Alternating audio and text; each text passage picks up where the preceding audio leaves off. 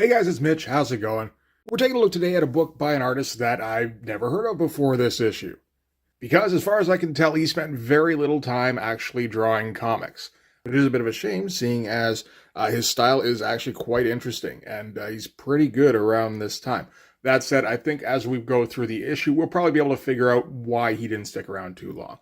We're looking at RIPCLAW Special by Jordan Raskin today. So yeah, this was a book I'd never really heard of. The only reason I was aware of it was because I think I was reviewing something else and I happened upon an ad for this. And I saw this cover and it's a little arresting. And I'm like, shit, do the interiors actually match that cover? And the credit for the interiors seemed to match the credit for the cover artist, so I figured it was worth a shot. And yeah, no, this is kind of what this book is gonna look like. So I guess we could start right off just with this cover. That is probably one of the best versions of RIPCLAW I think I've seen. It's very intense, which is appropriate for the 90s. That said, it's not done in any typical 90s kind of style that I've seen before. He obviously likes to rely on a lot of black. He's got a lot of shadow in the forearms here, and, the hair, obviously, but he does like to go heavy on the shadow in the context of the comic. There is some kind of dramatic uplighting going on. Obviously his chest is mostly washed out. We've got a little bit of conflicting light sources along the shoulders. That looks pretty great. The face itself, again, very intense, but not going heavy on hatching. He's finding little pockets of shadow and just going pretty hard on those. And then, yeah, not really going for values much at all, which might be kind of appropriate around this time because, this is 1995. This is... you can see by the cover just how involved the colorist is on this particular cover, as he is going to be during the comic itself. Again, it's that early age of digital color, which, sometimes works to make a book look better. A lot of the time, it just kind of works to obscure what's there, to be honest. But it looks very flashy, which is the point, I suppose. And this comic also feels like a bit of a callback to the cover for Punisher War Journal number 6. By Jim Lee. Got kind of a similar pose, got similar uplighting. Kind of, although here it's provided largely by the colorist. Got the crossed claws and everything. That said, this is, kind of a standard pose for a dude with claws. And he obviously didn't reference it directly, because he didn't shadow it as heavily as this. He doesn't have the same posture in the shoulders. If it is an influence, it's more just like an inspiration. But, it's a common enough pose that I also wouldn't be surprised if Jordan Raskin had never even seen that cover before. Regardless, it's very well executed. It was enough to stop me in the middle of a review and go, shit, I think I need to buy that comic. Not even in 1995, in the 2020s. Okay, so this is a Top Cow book, of course. We don't cover a whole lot of Top Cow on this channel, largely because, we covered most of the stuff Marc Silvestri did before The Darkness, and I'm not really interested in the stuff after The Darkness for the most part, because Marc Silvestri's whole edgy thing just isn't really my style. It's not now, and it wasn't back in the mid-90s either. It does mean I kind of missed some pretty big names as they were coming up, like David Finch, like Michael Turner. But I don't know, I'm probably exaggerating. Nobody's really heard of those guys. So this is going to be written by Brian Holguin, which is a name I recognized. I thought maybe he was one of the guys who usually stuck around with Mark. He's not. He's the guy who wrote like a shit ton of Spawn comics. It looks like close to 100 issues in total. I think he got co-writer credit on those, but still, that's a lot of work. And that appears to have all been done after this issue, so I wonder if this was some of the first work Brian Holguin got in comics. So the artist on this is kind of the show here. This is Jordan Raskin, so he's doing both the pencils and the inks on this. So yeah, not a guy who was in comics for very long. As far as I can tell, the only work he did in comics before this issue was for Dark Horse, and that was for the Predator Race War miniseries. So after that, he did this. I don't think he did another project for Image. He did a little bit of work for Marvel with X-Men and DC with, I think, Batman. And then he was kind of out of comics before the 90s was over. Got into advertising and doing storyboard stuff. Did come back into comics briefly in 2005 for a graphic novel titled Industry of War, but that seems to be kind of it really for him. And it's a bit of a shame because, just from the cover alone, you can see he's quite good. The inks on this, like I said, mostly it's Jordan Raskin. Kevin Nolan is actually helping out on the inks just on page 1 and on the cover. So this is probably one of the reasons that cover looks so goddamn good. I get the impression Kevin Nolan was intended to be the inker on this issue, and then there was like schedule conflicts or something. I'm not sure what happened there, but we do only get the 2 pages that are inked by Kevin Nolan in this. And then, a dozen names for computer color, and they're trying really hard to be the star of this show. So let's get into it. We're going to start with, so this, like I said, I think this is Brian Holgan's, either his first work in comics or very close to. And we're going to start with some narration, which is kind of amateurish, really. In the long shadows beneath the watchful moon, something stirs. Abruptly startled from its ideal, the woods react. The birds of the air, the creatures of the earth, even the land itself trembles. Something is wrong. Very wrong. It's just kind of typical. We're really going for, dramatic gravitas.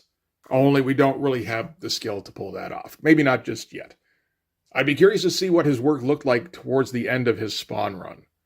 Because I'm sure after helping to crank out like 100 issues, I imagine he'd probably improved.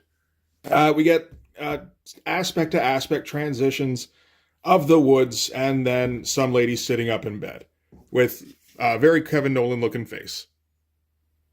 That's all fine. And then what in the fuck? Some kind of gargoyle thing busts in and goes, and we don't really know what's going on. Just this woman is going to get attacked. And, Brian Holgan's going to provide all sorts of narration that really isn't necessary, but you got to put something around the caption boxes. Otherwise, you're just looking at kind of a dope double-page spread, really. Like, there's so much shadow going on in here. Like, there's a ton of blacks. There's some fun lighting happening. So this is all the stuff that Jordan Raskin's inking himself. It's not entirely clear, like, where one shape ends and another begins. You can see, okay, this is his shoulder, this is the wood. I don't know a whole lot of what's going on in here, but it looks like it's probably cool. Again, kind of close up on the tricep here with the woman kind of peeking through his armpit. Great looking shadow stuff. Doesn't really follow any light sources, but I don't give a shit. Just with how much black is on the page here, I'm happy. And then close up on the woman and she shrieks. And this panel here is a bit more awkward. She kind of has a little bit of Easter Island head going on, but I believe at this time, Jordan Raskin is probably pretty young, maybe in like his early to mid-20s. That's just a guess. And, he only has been in comics for a couple of years at this point. It's the kind of thing where these kind of awkwardnesses because like this is just kind of a construction problem, really. This is a sort of problem you could easily iron out through just repetition. Cranking out pages, doing them over and over again, just kind of fine-tuning your style over the course of months, years, whichever. So, gargoyle thing attacks, woman screams. That's all we get from that. All right, that was interesting. From there, we got to cut to RIPCLAW, which makes sense. This is his book, theoretically. So RIPCLAW's hanging out on the plane with his grandpappy. Well, it might be his grandpappy. He calls him grandfather anyway. And they're talking about how there's logging shit going on and how that's bad because this is a holy place. This land is sacred. And Grandpappy says, as is all land. So, we're going with some of RIPCLAW's Native American background, which is potentially good if anybody helping to write this knows anything about Native American background. They might, or they might be going with just, what they've kind of absorbed through pop culture. Either one's kind of possible. But anyway, yeah, they're discussing the logging that's going on. The logging is bad when all of a sudden RIPCLAW detects a disturbance in the force. So some mystic tremor disturbs the great web. So RIPCLAW has to go racing towards it. And Grandpappy's going to follow along here, keeping up with him just fine. And they stumble upon that cabin where the woman got attacked by the gargoyle-looking thing. So these pages here, there's some interesting stuff going on for sure. There's some nice attempts at lighting here. Again, we're heavily silhouetting Grandpappy here and popping him out of the panel border. That's good stuff. Popping RIPCLAW out of the panel border here, too. Figure here gets a little mushy. Like, these muscles get a little rubbery. It kind of looks like his shoulder's melting, really. And I think he's grown extra ass muscles, maybe by sitting on this hill too long. But I've said it before, I've said it again. I do not criticize people for coming up with extra muscles. That's your job. White space is the enemy. If you have a blank space, you have to fill that up. Muscles are a perfectly viable option for doing that. Even butt muscles, if like somebody's chest is too expansive and they've got a light shining right on them, and you can't get enough stretch marks in there to fill up the space. You add butt muscles to that shit. Whatever gets the job done. Close up on RIPCLAW's face here. Again, it seems to be mostly this angle he has trouble with. Sort of a worm's eye view 3/4, which is similar to what was going on with this woman here. Gets a little bit too heavy in the chin. You know, valiant attempt at looking up RIPCLAW's nose. You know, there's a tough angle for that. Because from the wrong angle, you're kind of blocking out RIPCLAW's eye. You don't really want to do that. Because, I mean, if you're a beginner, you'd start to lose track of where, okay, if I'm blocking out the eye, should I be blocking out the brow? Like, how much of the brow should I be showing? Where does the cheekbone factor in? And then you're like, oh, is this just a profile now? It can get a little bit tough from this angle. Again, I think with reps, he definitely worked this out of his system. And in the meantime, we're getting some pretty good stuff. But you can see how heavy the colors is also going. You know, like, they got to get in on this shit. They got to throw highlights all over fucking everything. You know, some of it's down to the shadowing that Jordan Raskin laid out, which is a little bit kind of chaotic. But some of this they're just kind of making up out of whole cloth, too. So, as they're investigating the cabin, Grandpappy says Manitou, which is a word I've heard before, definitely related to Native American something. It seems like it largely refers to sort of an overall life force, kind of like the Force. So that would have been the web that RIPCLAW felt the disturbance through. In this, though, it's referring strictly to the gargoyle-looking thing at the beginning. Anyway, RIPCLAW and Grandpappy investigate the cabin. They find the woman who's huddled in the corner and the dude she was sleeping with. So this was page 1. We got this dude sleeping here. He wasn't exactly made very clear, but that's how it goes. Heavily shadowed here, like to the point where it doesn't make a whole lot of sense. I'm okay with it, though. A whole lot of black on the figure. It looks good. Like, it almost makes sense. It kind of looks like he's kind of dimly uplit. And really the focus is RIPCLAW, and then just the fact that there's a shape there. We don't want to get too graphic or anything, I think. Okay, so from there we're going to cut to a city, where night settles in on the steel and glass labyrinth of the city. As the fluorescent world flickers to its close, its pale-faced charges are released eagerly into the cool evening air. Okie dokie. Still, one man sits quietly in his high-rise domain, deep in concentration. He is not a patient man. He is not a good man. I do feel like we're reaching that, like, Eric Stevenson level of trying to make things a little bit too dramatic. Anyway, so this guy here, he's sitting with his weird face shadows. Again, as long as you're putting more black on the drawing, I don't even mind that much. It's fine. You know, fuck around, see how it looks. And he gets a report that there's some reports of an incident at the logging site, including maybe a fatality. And businessman here says, is this going to affect the outcome of the project? The dude reporting to him says, nope, not at all. So he goes, then I don't give a shit. And that's it. You know, not a particularly fun page, but it's not really designed to be a particularly fun page.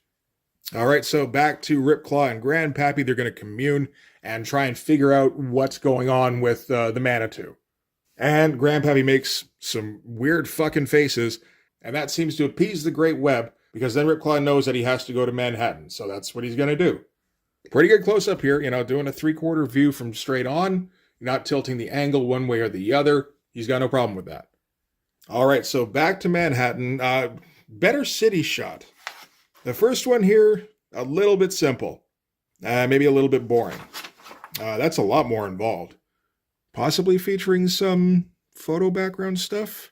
I don't know for sure. I'm thinking probably not, honestly. It's kind of unclear one way or the other. But anyway, Manitou is closing in on a high rise. Here we get a close-up of its fucked up, wrinkly face with all the weird shadows that don't make a whole lot of sense. Again, I don't care. And closes in on the corner. Looks like it's going to run right into that corner. That'd be a funny end to this book. Just, you know, RIPCLAW's on his way to Manhattan, and all of a sudden the Great Web kind of taps him on the shoulder and goes, hey, bud, problem solved. Inside, there's a couple looking like they're getting ready to get down. Girl says she's nervous. Guy says, hey, don't worry, baby. I locked the door. Nobody knows we're here. And then the Manitou smashes through the window and grabs the dude with a kind of an awesome forced perspective shot.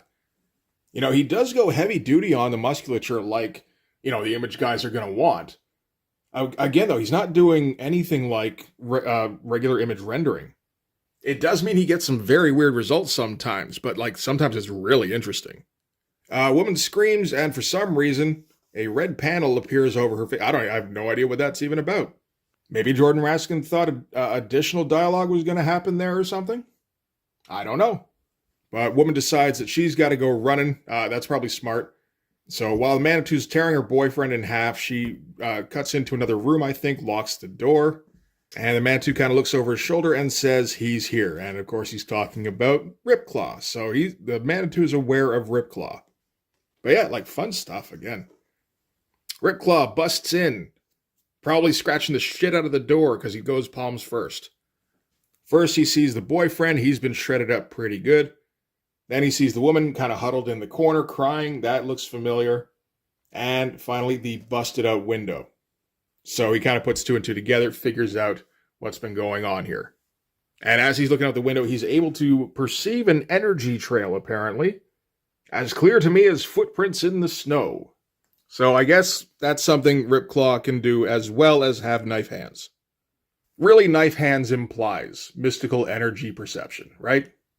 So naturally what he does is he picks up the phone, probably a little awkwardly because he's got knife hands, and asks for a police detective and says, "Hey, Ben, I hope you weren't planning to get any sleep tonight," which is odd because it's RIPCLAW talking like a regular person. And then he leaps out the window, so I guess he was calling to advise the detective that I'm jumping. See ya, bud. All right, from there we're going to cut to the Peterson Institute. They call it a Center for Observation and Recovery. But that's really just a fancy name for a cage. So this is a nut house, essentially. And then weird panel progression here. Well, a pleasant landscape cage for the dangerous and misunderstood. And then just kind of blankness as he, I guess, ponders his knife hands, squats and leaps in a very tiny panel over the wall, continues leaping over the wall, lands backwards maybe, because kind of seems as though Jordan Raskin at this time didn't quite understand. You kind of need to keep your characters moving in one continuous direction. You can't have character pointed to the right, then have him leaping to the left and landing to the right. That's just a little bit confusing. Good close-up, though. Man, these red text boxes are not doing my eyesight any favors. Thanks for that, guys. What are we ellipsising from? This is madness, and it has gone too far. You don't know what you're getting yourself into, Michael. This is the first mention of anyone named Michael. Apparently, Michael is RIPCLAW's brother. I don't know if Michael ever got mentioned in the Cyberforce series. It's possible. I mean, Cyberforce has been around for like 3 years at this time. It's probably got like 12 issues out at least. But again, we get a pretty cool close-up with some awesome shadow going on. Like, Jordan Raskin does seem to favor a pretty heavy brush. And I am down. RIPCLAW approaches some bars and goes, "Why must it be this way, my bro?" Ellipses, so he might have got cut off, but I like to think that's just how RIPCLAW talks too. And it turns out he's being confronted by the Manitou. It also turns out Manitou has stubby little T-Rex arms under his main arms. So that's fun. Again, a whole bunch of black in the figures. It's great looking shit. Again, going heavy on the musculature, but not really hatching anything. Not going for any kind of values, just going with big black shapes everywhere. And it ends up being a pretty distinctive look. I dig it. So RIPCLAW and the Manitou are going to get ready to tussle. Manitou says, "Leave this place now." RIPCLAW says, "I can't do that. You know what happened before." Manitou says, "Do not speak to me of the past. I will have my vengeance, and you cannot stop me." So apparently these two know each other. We're going to find out over the course of the issue that this thing is somehow linked to RIPCLAW's brother, Michael. But, awesome fucking close-up. With some weird kind of conflicting light sources that just about make sense, but again, it looks cool regardless. Honestly reminds me just a little bit of Bram Stoker's Dracula when he starts to turn into the Bat Thing. So RIPCLAW goes, "Fine, if that's how you want to play it, little brother, you leave me no choice," leaps at him. I hope this is a duck, like the Manitou is swinging its arm, because it kind of looks like he throws his face at Manitou's crotch. Manitou didn't give consent, so Manitou yells, "Get off me," and swats him away. So everything up to now has looked pretty great so far, and it's not like that's going to go ending anytime soon. So yeah, I said before, I thought it was pretty easy to figure out why Jordan Raskin probably didn't stick around in comics. I think it's the S. Clark Hobbiker effect, where he just took way too long to finish pages. I think that's likely. You know, a 4-issue miniseries for Dark Horse, yep, as long as you give me plenty of lead time. A one-shot for Image for Cyberforce, yep, I can do that too. Just make sure there's no number 2. You know, short stint with Marvel, short stint with DC, and out. That's what that says to me. Might not be the case. It might just have been that it was taking too long to build up to, you know, getting to be one of the higher paid artists. And then, I don't know, maybe he had an in with the advertising or storyboarding or whatever he went on to next. And that, I imagine, was probably more lucrative. You know, it could have gone either way. Anyway, back to this. Manitou said, well, basically Manitou's saying how he's too strong for Ripclaw to take him. So, like, fuck off. Don't try this shit again. And Ripclaw goes, yeah, that's probably good advice. And he fucks off. And meanwhile, we've got Ripclaw's brother inside the Institute here. Not one of the most exciting pages, and we did have one of those worm's eye 3/4 view shots that didn't quite turn out right. Probably won't be the last time in this. But hey, looks okay here. That almost looks like it could be photo referenced. And good shot of the brother here to end on. That also looks photo referenced. So from there, we're going to cut back to Businessman. And he's getting reports that there have been more fatalities at the logging site. So while they're updating him on that, I guess Ripclaw comes up, him and his brother. They happen to have a photo of Ripclaw about to punch his brother in the junk. So maybe one of Businessman's underlings is part of the family or something. I'm not sure why else he would have that photo. And they confirm that the Manitou is something that Ripclaw's brother can manifest. And also, I suppose, sort of project his consciousness into. That said, it seems to be a distorted version of his consciousness. Like the Manitou's all anger and wrath and vengeance and all that shit. So, you know, aspects of Michael's personality filter through, but it's through this rage prism. That makes some sense. Cut to Grandpappy. On his own. Back on the plane. Still communing with stuff. Another one of those tough lower angles. And the Manitou comes and pays him a visit. Doesn't like that he's been meddling into shit. Grandpappy goes, you should have come here. I know how to pull Manitou shit too. And summons Pumpkinhead. Like, this is straight up Pumpkinhead. No real guessing. You know, we're not going to get a whole lot of clarity to it after this. But, like, he's got the sneer and everything. Look at that shit. You know, on the one hand, it's just kind of like, you just thought you could slip Pumpkinhead in there and nobody would notice? But I don't know how many people actually notice, so maybe he could. On the other hand, I'm kind of stoked that he slipped Pumpkinhead in there. And on the third hand, I like to think that Grandpappy has just watched Pumpkinhead so many times that his spirit manifestation has taken on the form of Pumpkinhead. And I realize maybe not everybody knows what Pumpkinhead is. Pumpkinhead was an 80s movie starring Lance Henriksen. It's pretty good. Kind of a straightforward monster movie, but like shit tons of atmosphere in there and a cool looking creature. So Grandpappy's Manitou and Michael's Manitou are going to throw down now somehow. Pumpkinhead says, you do not frighten me. And then Manitou flies back and something's going on here. I'm sure of it. I just couldn't tell you what it is. This is kind of the problem at this time. Like I said, this guy's probably very young. Storytelling is something he hasn't fully developed yet at this point. Seeing as how he would go into storyboards, I'm guessing he probably got a little bit better at that, thinking about it. But right now, I mean, at least he's trying all sorts of weird shit. You know, so when you get a panel like this, it's not like it's just like a boring mid-shot that is still unclear. You know, like that could have been the case. At least we went with a crazy low angle with all sorts of speed lines. And something in force perspective, I think.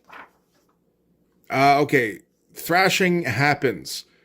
Manitou swings back. I'm guessing Pumpkinhead's in here somewhere. Something happened here too. I don't know what. I think we're going close up on the Manitou here. Yep, you are an old fool. And my patience grows thin. Something else happening here. That's the Manitou. And there's Pumpkinhead, because Manitou flies, Pumpkinhead doesn't. Okay, we're starting to clarify things a little bit. This is maybe another problem with getting a guy who's, you know, probably kind of young and not super experienced in drawing comics. Clearly has a shit ton of talent, but there's some mechanical issues he has. So, for instance, he has a little bit of difficulty separating line weights.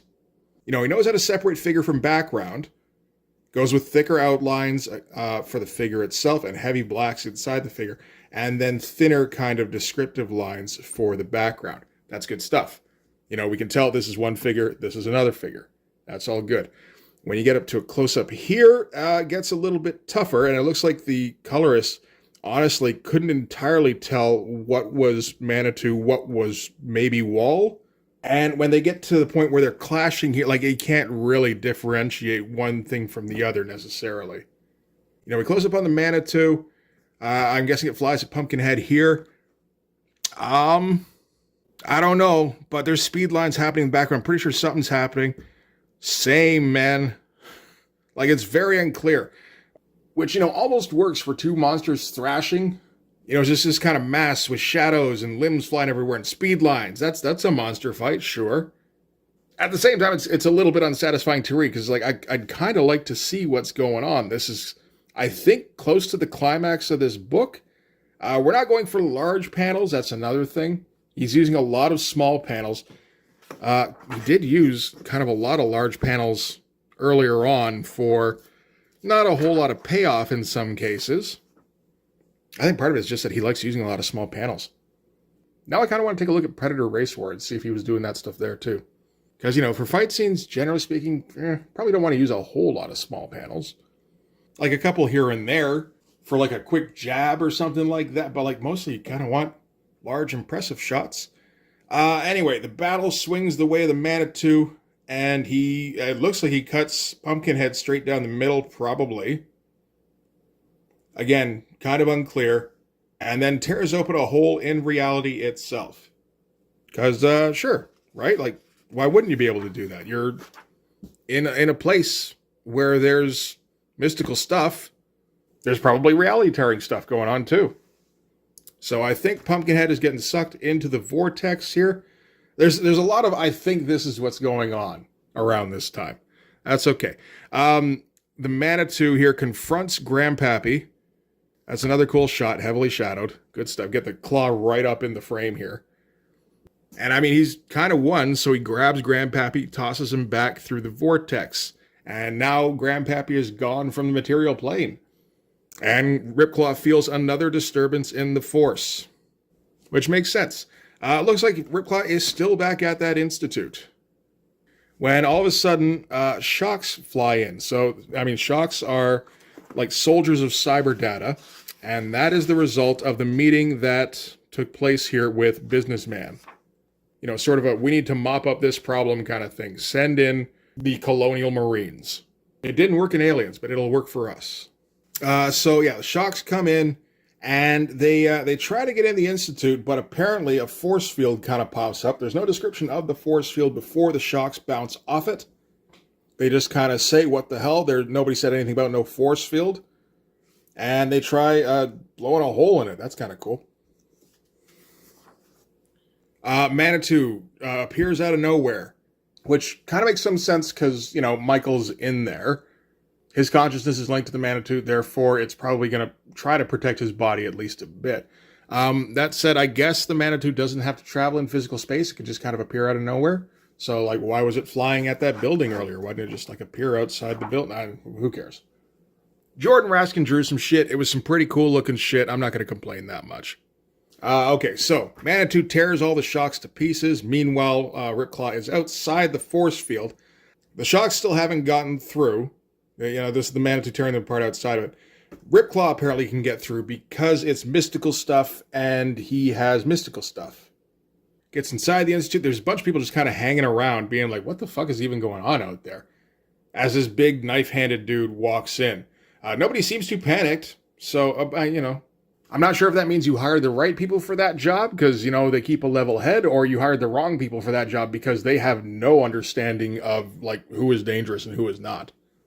Goes to Michael's room and checks it. Michael is there. I thought it was empty because, he opens it and you mostly just see an empty space. But nope, there's a foot poking up there.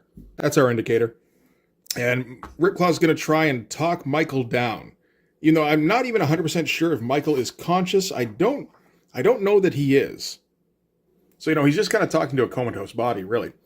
Or that's how it appears to be. Then looks out the window and yells, no.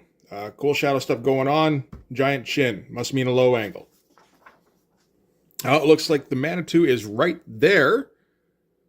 It looked like he was looking out the window. Then it looked like he wasn't looking out the window. Again, it looks cool. I don't mind too much. So Manitou is super pissed off because he told him to fuck off. He didn't fuck off fast enough. So now he's going to shred him like Pumpkinhead. This looks pretty great. Like I'd like to see how this page looked in black and white. I think it would look pretty awesome, really, with just how much black is going on in this figure.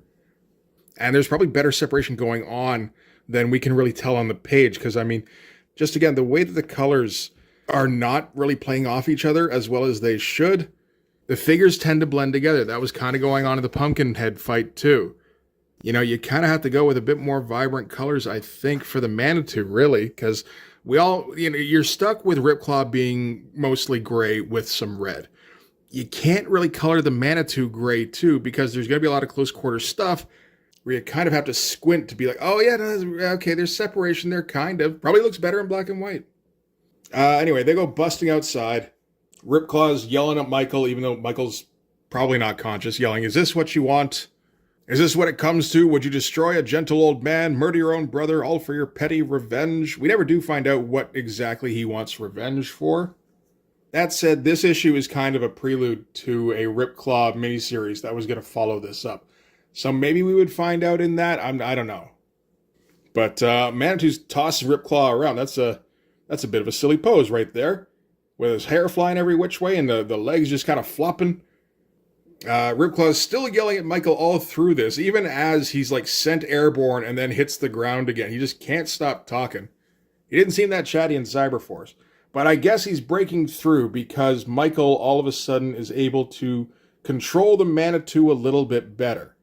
No explanation as to why, not really anything changed there, but he's able to communicate to RIPCLAW, maybe through telepathy or something, that he has control, but only for a second, so RIPCLAW has to act. So we get kind of an awesome double page spread of RIPCLAW leaping.